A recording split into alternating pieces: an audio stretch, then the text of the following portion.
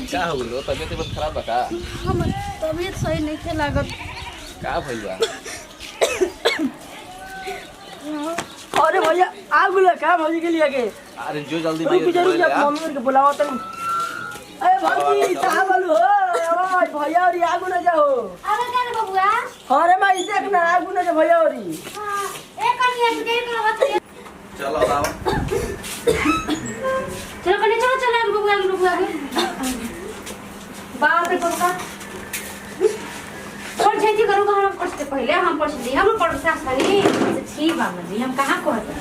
भारी भारी लोहावा ले ले हम बाड़ी खाड़े हो खोल बबुआ पलकी के हरिया मंगिया बहोरी हो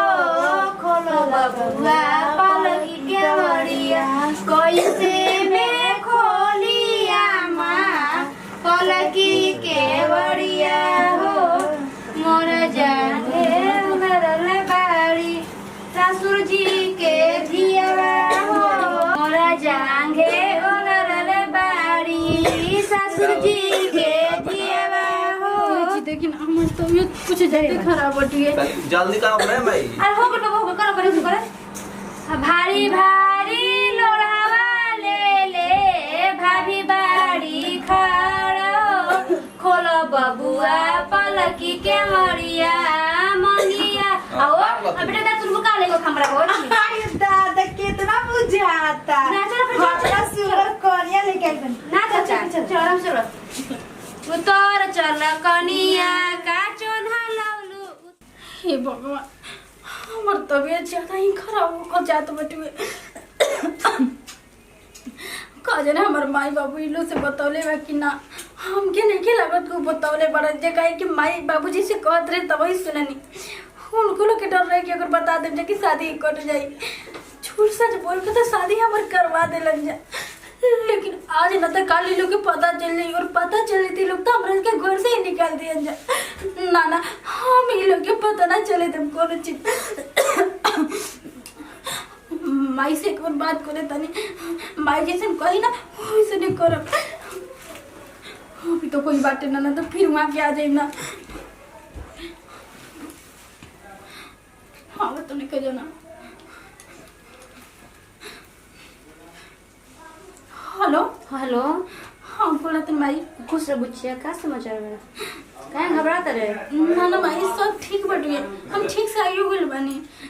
पूरा परेशान लग रहे बुच्चिया काहे माई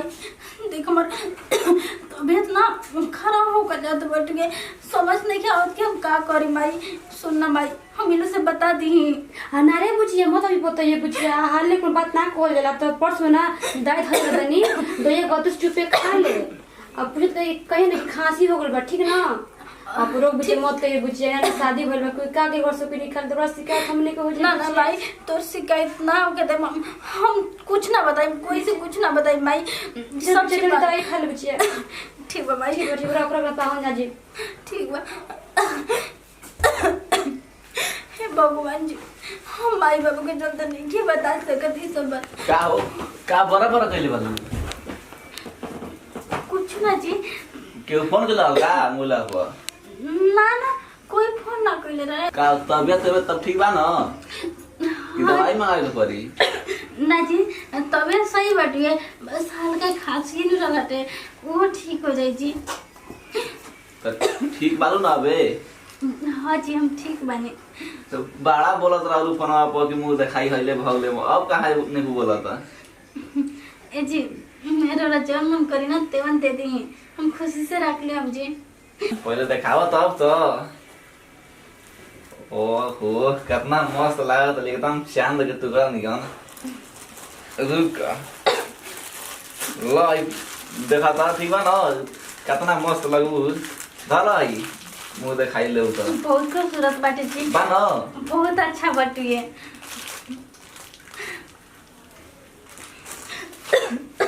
अबे तबियत खराब है का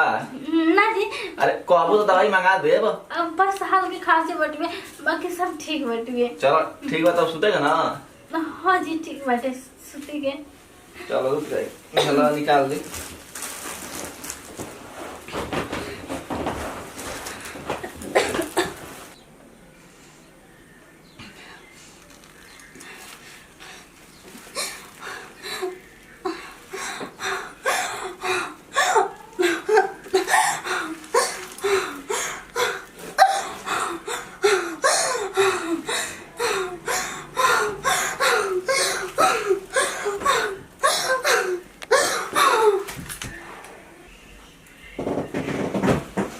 का बोलो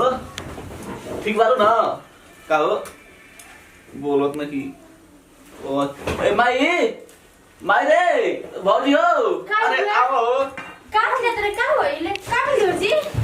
का तो बोल देखा था के कनिया छुटको निया ए छुटको ये सास बोल हो गए कनिया के ओय हो दादा ये का हो गइल हम जी देख ना सास नहीं के जल्दी करे ए कनिया हो गइल हम जी एक माई लगे फोन करे न के पूछे के दवाई किन देम जे मरे कहा दवाई किन दे एक माई तो बेट खराब लगे ना तोरा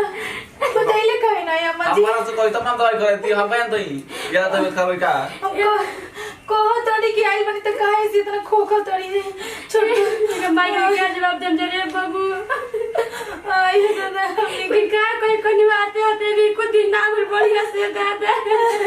आई अम्मा जी हम का तो बता मतलब बता करा दवाई करा दे ना तो ना तबीयत खराब है तो हमारे पास कोई भैया हम हमारी ना दबे से कनो के संग संग हो गई घाटा नहीं दादा सीरियस बीमारी नहीं अम्मा जी तक माई कहत रहे कि अभी मेरा हल्के फुल्के माई बतौलस ये कि पूछे के दवाई कर हम जा